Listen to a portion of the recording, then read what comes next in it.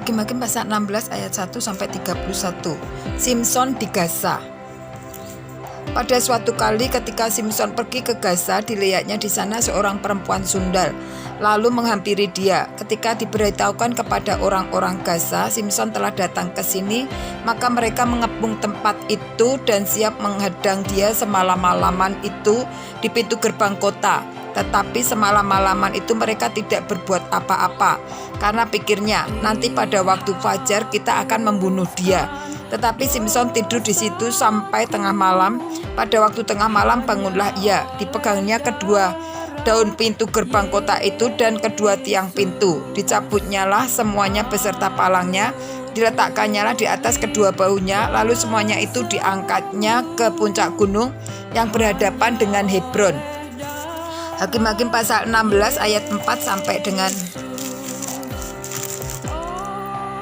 20.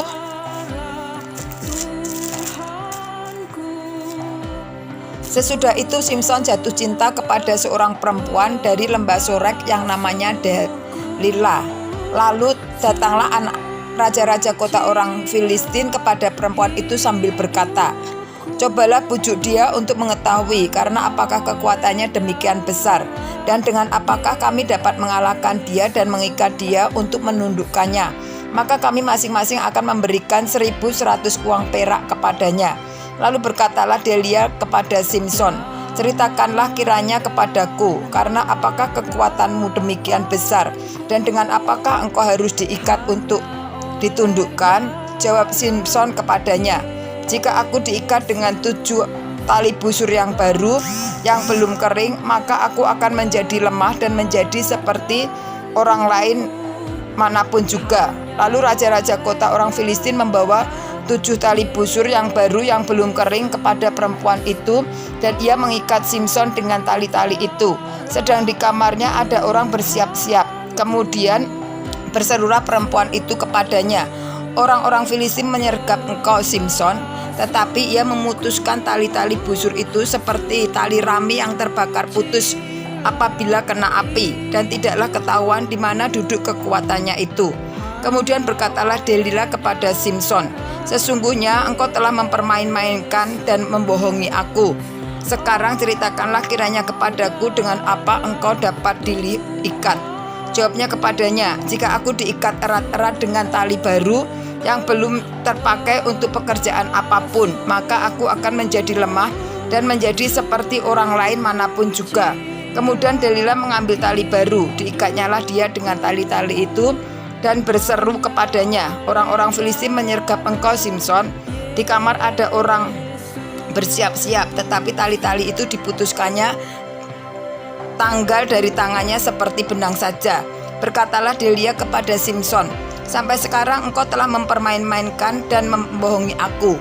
Ceritakanlah kepadaku dengan apakah engkau dapat diikat."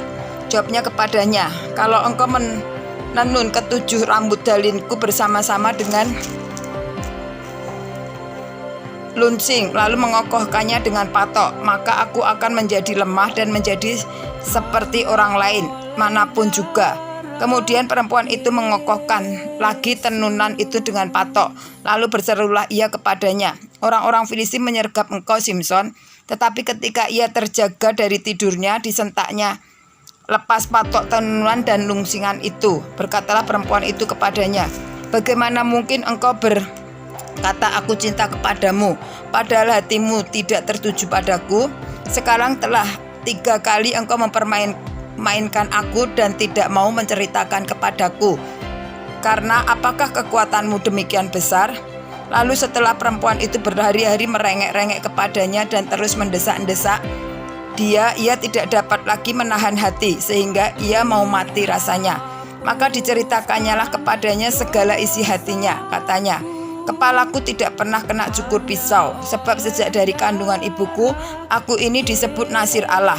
Jika kepalaku dicukur, maka kekuatanku akan lenyap daripadaku, dan aku menjadi lemah dan sama seperti orang-orang lain."